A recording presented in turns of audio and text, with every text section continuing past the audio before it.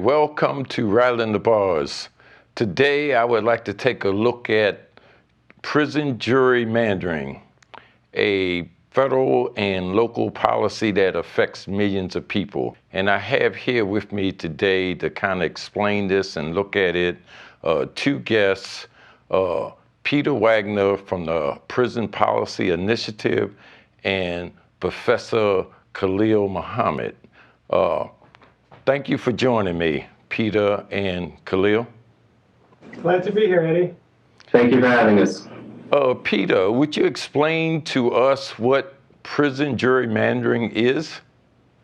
Sure. So gerrymandering is drawing legislative district lines in a way to control the outcome of the election. So what matters is not who the voters vote for, but how the lines are drawn. That controls how decisions are made. Well, prison-based gerrymandering is when elected officials use the presence of a prison to give more political influence to the communities that host the prisons and to dilute the votes of people who live in every other district in the state, particularly the communities of color where people who are in prison disproportionately come from. So it's a way to control our democracy in favor of prison expansion.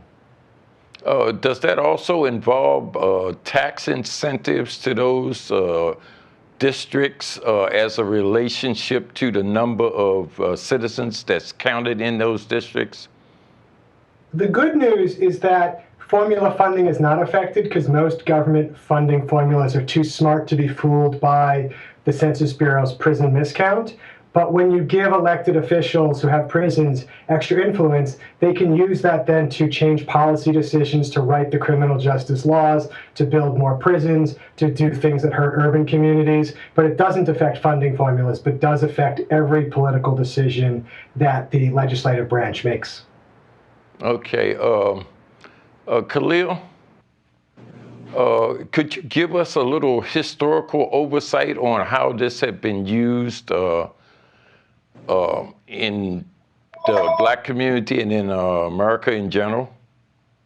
Well, the census has always played a big part in debates about the significance of minority populations relative to a majority white one.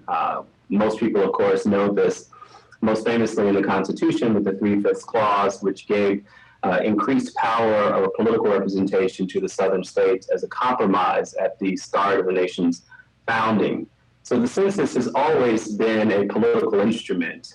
Gerrymandering, even beyond the question of how you count inmates as parts of states where they are not in their home residence, is very much still a part of our local, state, and federal elections. Who gets to vote for whom is a critical feature of power and how it's expressed in America. With prison gerrymandering in particular, it's really been explored as a kind of consequence of all of our attention to mass incarceration. And much of this work started with felony disenfranchisement laws, looking back to the Jim Crow period to understand how people who had been criminalized and many of whom were incarcerated were stripped of their citizenship rights, the most sacrosanct being the right to vote.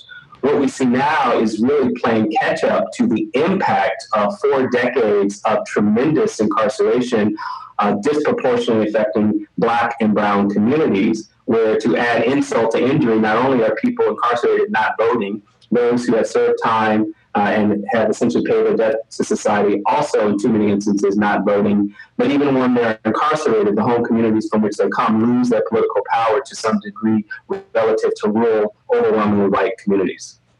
Peter, I noticed only 2 states, Maryland and New York, has outlawed the use of debt residency status. What's the status on the other 48 states, and what's being done about it? Well, as you said, New York and Maryland have passed legislation that counts incarcerated people at home for the purposes of their legislative districts. 2 more states, Delaware and California, have passed legislation that'll do the same thing starting in 2021. And other states have proposed legislation. Often it's passed in one chamber, but it hasn't passed anywhere else yet. And there's also then a national movement to solve this problem federally by convincing the Census Bureau that a prison is not a residence, and the Census Bureau should count incarcerated people as residents of their home addresses where they legally still live and where they're going to go back home after they're released. If the Census Bureau was to count incarcerated people at home, that would end prison gerrymandering nationwide in one fell swoop. Okay, and I understand that there's been a number of organizations that have signed on to this, as well as hundreds of thousands of letters written in support of it. Is that going to have any impact on the 2020 census?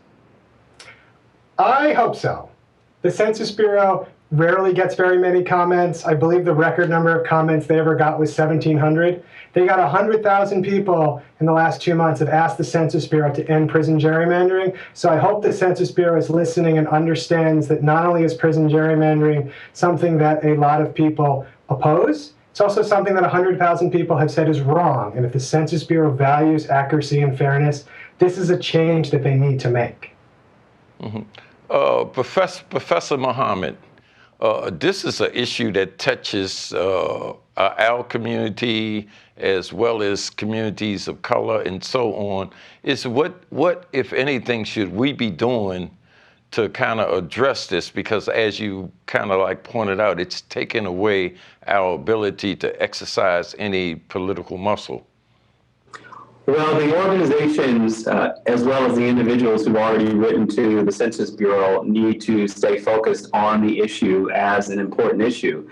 And interestingly, we've all borne witness to the fact that the 2016 presidential election has lost, in some ways, its focus on the criminal justice system as a major topic of bipartisan reform.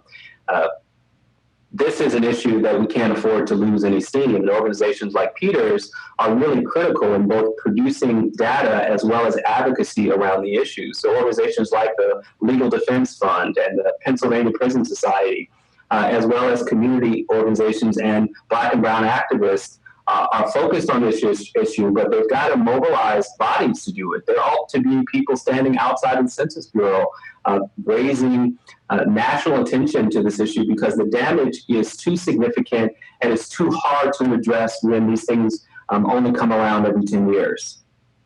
Okay, once again, thank you for joining me. I hope you keep us updated on this as the letters and protests goes to the Census Bureau, so we can make a determination of what's going to happen in 2020 and how that might impact us. Be glad to do that, Ian. Okay, thank you. And thank you for joining Rattling the Bars.